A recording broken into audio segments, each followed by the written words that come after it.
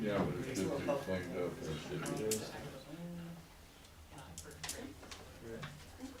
Go ahead and call the meeting to order. Please rise for the pledge of allegiance.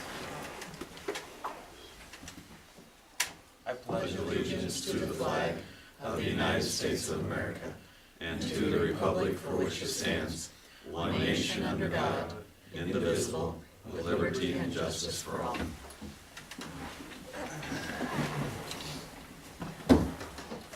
This is an open meeting of the Seward, Nebraska governing body.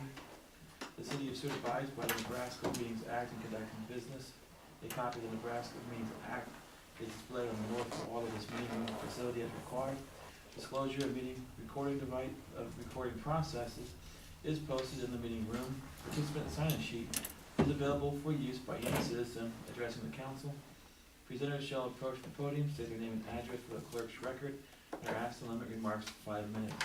All remarks shall be directed to the mayor, who shall determine by whom any appropriate response shall be made.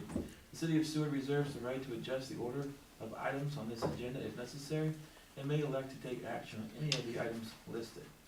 Please call the roll. Lacy. Here. Back. Here. Campus. Here. Fritz. Here. Pike. Here. Singleton. Here. Schmidt. Here. Hand. Here. All present.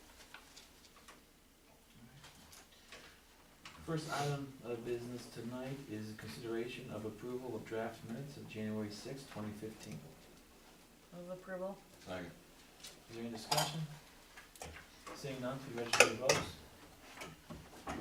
Please display the votes. Voting in favor of the motion, Hand, Schmidt, Singleton, Pike, Fritz, Campus, Beck, Lacy, motion carried. Item number 2, consent agenda consideration item. So moved. Second. We have a motion and a second for approval. Is there any discussion? Seeing none, please register your votes. Please display the votes. Voting in favor of the motion, Beck, Campus, Fritz, Pike, Singleton, Schmidt, Hand, Lacy, motion carried. Item number 3, this is a 7 p.m. public hearing, presentation, discussion of functioning and progress of the Seward Economic Development Plan. I believe, Mr. Jerger, you're welcome to come forward and give us your report. Yeah, the Citizens Advisory Review Committee met on December 18th, reviewing the activities of the Application Review Board. They've met a couple times during that 6-month period. Everything looked good to us. I mean, they're definitely encouraged by the guidelines that the Application Review Board was working on. We thought that made some really good progress there, and their emphasis towards loans versus grants, and particularly if there's no jobs credit or anything like that. So that made a lot of sense. So otherwise, everything looked really good. And just take any questions anybody might have. Sure, before we go to the council, this is a public hearing, so I open the public hearing portion of this. If anyone from the public, all 4 of you, and any of you want to say anything, here's your opportunity. Not seeing anyone, we'll go ahead and close the public hearing portion of this item. Does anyone from the council have any questions or comments? Otherwise, I entertain a motion to approve the report. So moved. Second. We have a motion and a second. Is there any further discussion? Seeing none, please register your votes. Please display the votes. Voting in favor of the motion, Lacy, Beck, Campus, Fritz, Pike, Singleton, Schmidt, Hand, motion carried. Alright. Item number 2, this is consideration of First Amendment to redevelopment agreement, and this is a TIF agreement for True Value Hardware Project. And Andrew Willis, you're welcome to approach and explain. Alright, Mayor, council members, Andrew Willis from Clyde Williams.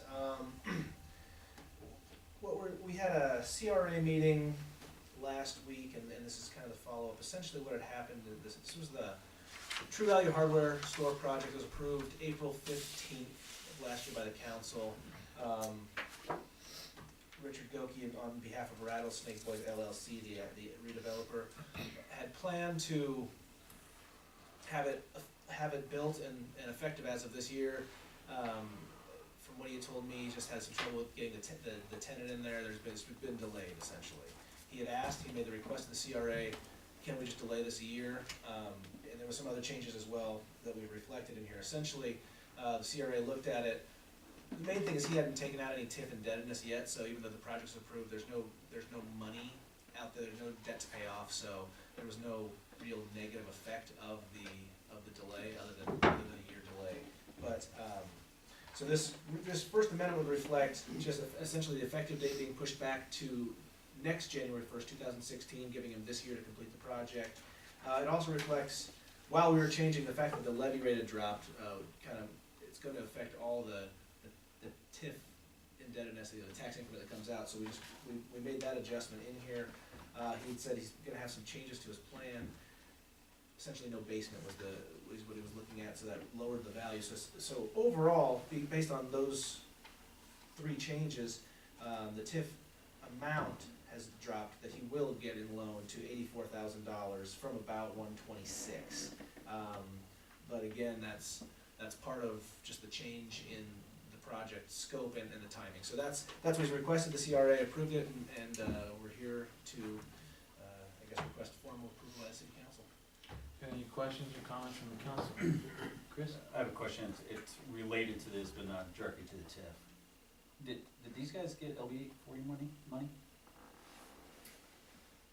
I remember them being there. I can't. Charles, I think you were at that meeting too. I don't think we did. I don't think they did either. I don't know the answer. Any other questions we can't answer? Otherwise, I'd ask someone to introduce the resolution. I'll do that for you. Okay, the resolution has been introduced and is designated as resolution number 2015-02. Would anyone like to move that this resolution be passed and adopted? So moved. Second. We have a motion and a second. Unless there's any further discussion, please register your votes. Please display the votes. What in favor of the motion? Dan Schmidt, Seward, Heights, Campus, please do the All right. Andrew, you didn't have to sit down, it turns I out. wanted to. Item number 5, this is an update on B and M C tax increment financing project. I'm back. There's no council action necessary in this item, but since I was gonna be here anyway, I thought I'd just give you an update of the other item the CRA addressed. B&M Seed is selling that building to another business. Jimmy Spar will be the buyer. This will, again, this required CRA, in the redevelopment agreement, they can't convey without CRA approval. So the CRA looked at this. We've talked to Ben Benson with B&M. Since he had the TIF note, he's actually gonna hold on to the guarantee of that note essentially. So from the lending perspective, nothing changes.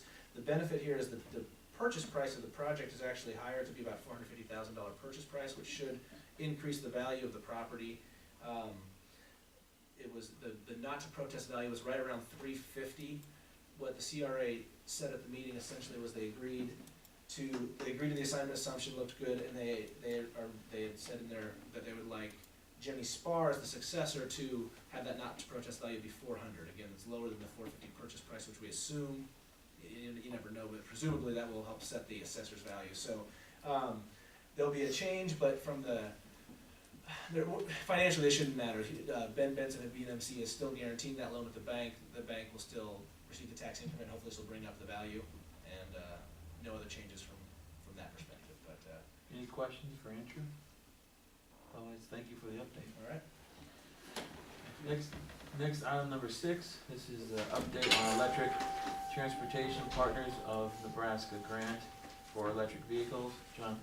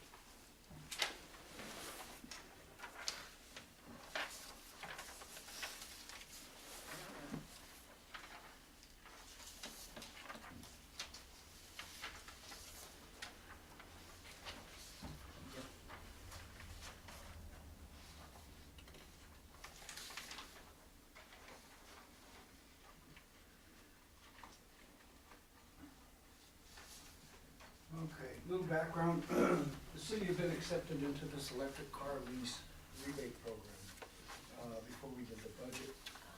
And, basically what happened is some carryover money for the purchase of the cars did not get included into the budget. The sheet that says electric car lease, it'll kind of show you what was put in the budget. We had $2,700 in the planning and zoning, and we had $2,700 in the electric department. We have $7,500 coming back to us when the chargers are installed. And we get another 75 coming back from the revenue. Basically what happened is, I don't think anybody took into account that we gotta have $12,480 for each one of those cars to pick them up. And that money never got transferred over. And we do have a couple items, I have them listed on the electric car lease. We're probably not gonna be doing a security system at City Hall for $17,500, or the color copier scanner for $5,700, or some employee training program for $2,500, which gives us $25,700. We could reallocate that money to use to purchase these cars out of administration. I didn't think it was my job to just reallocate it arbitrarily, so that's why you're seeing it in front of you now. I thought city council should, it's not a bad program when all is said and done. By the time you figure out your tax rebates, each one of those cars is about $29,000. We get one car for free, we buy one car for $29,000. There's a lot of shell game involved with incentives and tax rebates, but the basic nut of the program is we buy one car, we get one car free. So, with that in mind, if you're interested in staying with the program, we can reallocate those monies. Any questions from the council or comments? Yeah, John? What's the SGR training? SGR training was, it was an employee deal. You logged into it, and every time you had training or something, it kept track of all your training. And anybody that wanted to know what you were trained in could pull it up, and it wasn't. Training management software kind of. Yeah, it's kind of a hokey deal, to tell you the truth. We've never used it. We've never done that before. And it was, it has nothing to do with the performance study that we're gonna do, and nothing to do with comparability. It was just an augmented deal for people to keep track of training. And, So it's no loss then? no. Sid, did you have something? No. Chris, did you have something? Couple things, I'm staring at the numbers here, trying to follow what he threw out, and I don't know that I follow this scenario and what's going on here. And the color copier was my ad. What was your ad? That was my ad to the budget, because I don't like receiving council packets, PDF, and it's all color stuff, and you can't see it, it's nothing but a big black blue. Well, I think we have to We address scan that in issue, I think color. we have Yeah. a scanning, we can scan in color, can't we? Or what we're going to? We don't scan those packets anymore. If they're attached in color, in other words, if planning and zoning has a color map and they send it to me and I attach it to your packet that way, it'll be in color. If someone brings it into them, for a project and it's, you know, a map and we didn't create it, then it's going to be black and white, unless they actually send the file to us. So in that case, you know, a color copier, The reasoning behind dropping the color copier is we still have 1 year left on our lease. That copier's working fine with the exception it doesn't do color. And I'm not saying we have to drop it, that's just, those are three things. Oh, no, that's fine, I'm just, I mean, that was the reasoning behind it, it wasn't necessarily, had to be a color copier, I'm looking for something that's scanned in color, because there's Yeah. stuff we get in our packets, it's all It's hard. to black read. and white, mumble jumbled mess. Yeah. Could we look at possible color scanning equipment? We can get something else And that's see a lot what cheaper. that would look like. $51. Hmm? What's that? $51, CDW, CW. Fujitsu.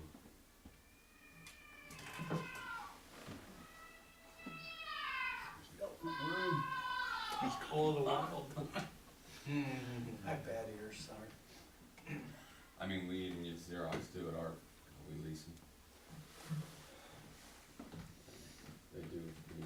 scans, they do come out nicer. So I guess the first question is, we need to come up with this money. So I guess first question is this, are the electric vehicles a priority that we wanna continue to pursue?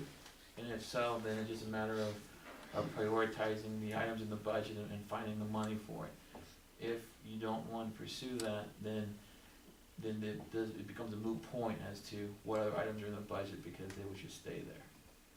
I probably saved another $20,000 or $30,000 in the leasing of equipment and the purchasing of computer equipment, where we probably wouldn't even have to fool with that color scanner if we didn't want to. But those were just three items that were just right on the top of the list. And the reality is we tend to estimate high on budgetary items so that we do have a cushion, because it's a lot more fun to save money than to be short on money.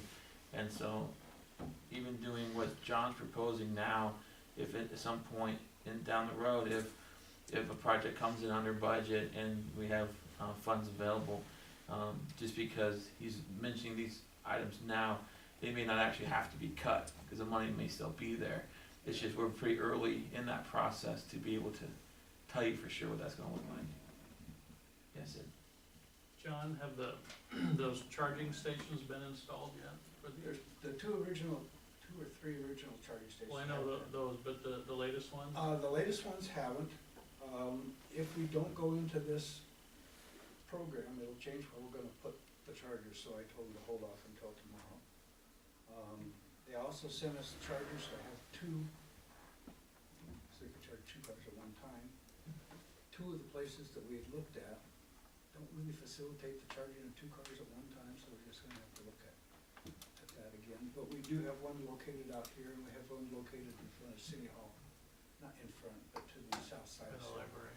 We were gonna put it to the back side of where the steps go up to the second floor.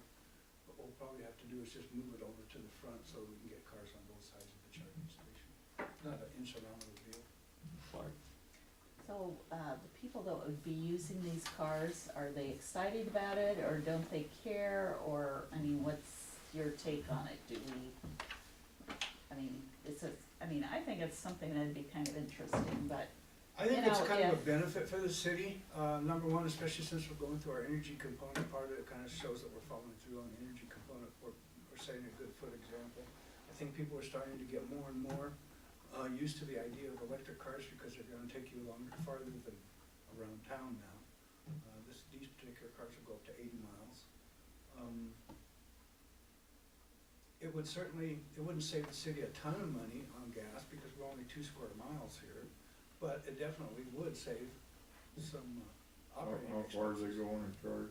80 miles. 80 miles? Yeah. I didn't know they could go long. Couldn't even get to the boats.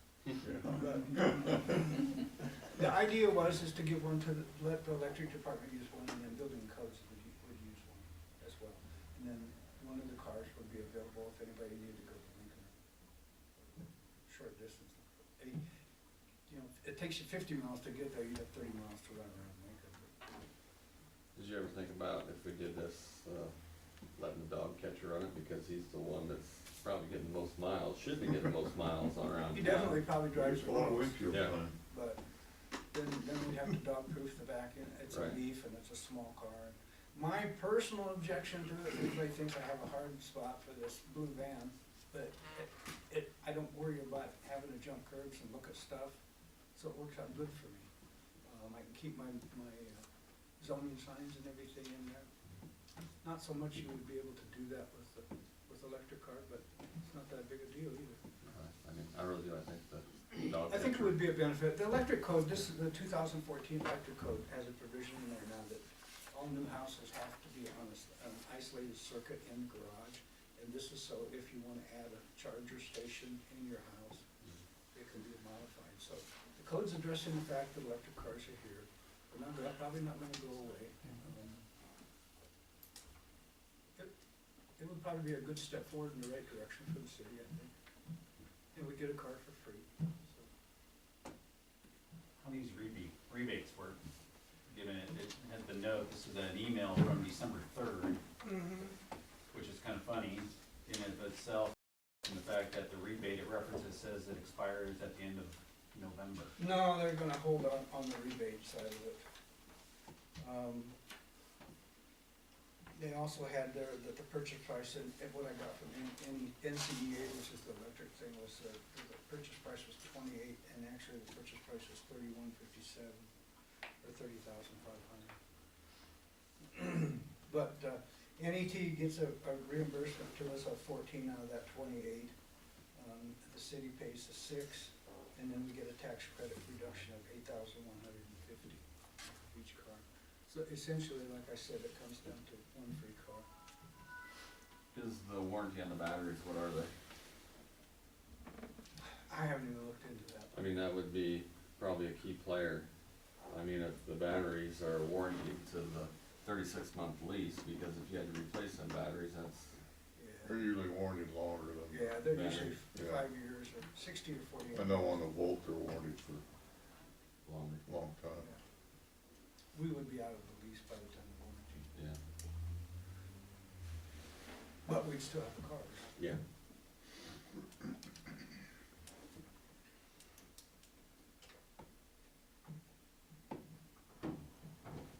We don't specifically ask for any action, but I think John's kinda hoping just for some guidance on whether he If should. you wanna pursue it, then I can find the funds to find it, and we'll reallocate some of that funds. I just didn't think it was up to me to start manipulating the CIP and. Is there any other funds out there, like from DEQ or anything like that for energy savings? This pretty much is the energy saving portion of the Nebraska deal, and we got accepted into that program. The only other funds that aren't showing on this other deal, like I said, we get $7,500 back for the charging station.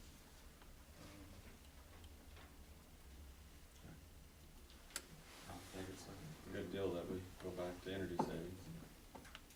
So I think we probably would want is just a motion to continue with this energy electric transportation, project. So I think you said they're planning on tomorrow, if this goes through, to start on that. We're gonna put the chargers in. So if that's something the council wants to do, I don't know. I move that we go ahead with it. Okay. Second. We have a motion and a second. Is there any further discussion?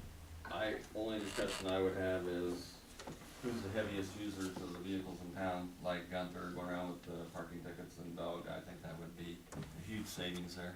Yeah. And that's something I think we can, John and We can redirect the allocation. people can of those figure that out, so. Yeah, unless there's any other discussion, please register your votes. Please display the votes. I got a motion to administer it to the one side, the campus electric motion carried. Okay, thanks. John, do you wanna give us an update on projects for your report?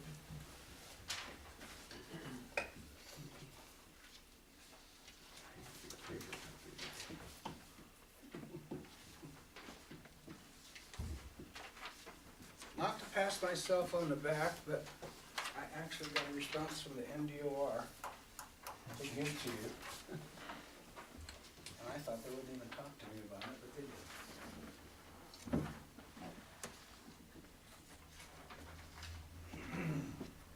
What I just passed out to you is a word from the NDOR concerning the signalization at the corners of the intersection of Highway 15 and 34, or Main Street and 6. And he pretty much, I don't know if you got the write-up that I did, he pretty much reiterates what I said in there. Basically, they're looking at a traffic volume of 90,000 cars in an hour going through that intersection before it warrants a traffic signal, and we're getting far less than that. He did tell me, I did get a little insight from it, they did put the left turn signal in there to help protect pedestrians in the crosswalks, because too many people at one point in time were getting hit. I know I was one of them, Annie Adamic was one, John Blauenberg, we all got hit in about a 6-month period. Not to say that we put it back up there, or take it out, nobody's been hit so far. But anyway, that's the theory behind the signalization. As far as the city projects administration, Bonnie's still working on the wage comparability study. It's almost ready to go.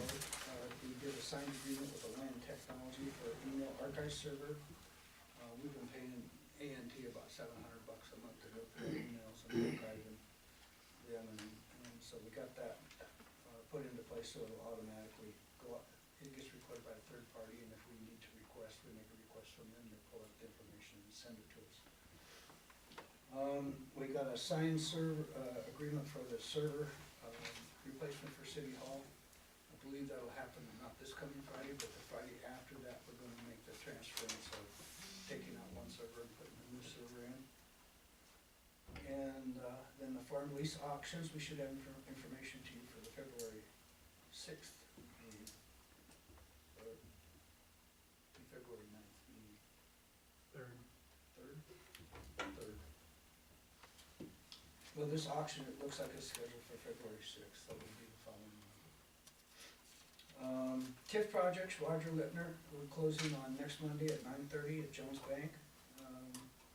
You already heard about the CRA meeting for the B&MC and True Value Hardware. Planning Department, we're working with RDG Schukert for a comprehensive plan update, future annexation and blight study. All this was in our CIP budget.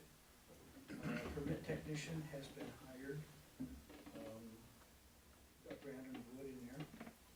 Nuisance complaints, we're still waiting for a response from the middle school. Although I got a phone call into Dr. Barnes, I'm gonna talk to him this week about it. There's some other things to discuss as well. So I'm gonna prod him along on that. I also met with the Lutheran Church on the drainage problem down there, and Thursday, myself and Mr. Aldrich are gonna be going down to Clarence Wadier's, and we're gonna take a transit with us, and we're gonna see if we can find a good way to divert that water. But I think we've found a solution to the problem, and probably get it taken care of, resolved. Street Department, the next meeting we'll have you on a 6-year plan. We're also working with JEO and the MUR on the Carroll Case submitting the paving and NEPA documents for that project. We do have a speed notification sign that we've purchased that lets you know how fast you're going down the street. And in lieu of what you were talking about, pedestrians, in front of the hospital, and we do have a construction zone there, I thought it might be appropriate to test that sign out somewhere in that vicinity, because usually when you see a sign that tells you how fast you're going, you realize you're speeding and you slow down. So we'll just, it would concentrate a little bit more awareness to that intersection and that crosswalk. It would be a good place to test it out. Let's see. We're working on a new grant application for a new cardboard mailer for, through Nebraska Recycling for our recycling center down there. I think we have the first mailer that was ever made. And electric department, 14th Street substation has started. We set that transformer, 90-ton transformer, I think that's what Eric said it was, heavier than you want to put on your foot. LED street light replacements, they're still working on vendor selection for street light replacements for that. They took down holiday decorations. Water department procured a new pickup and working on getting a new well sited and start running a test well on that. And building and grounds, on your way out, notice the new remodel there, and it's blank at the moment, but we're getting some old visions of the town as it grew up, and photographs to put on the wall.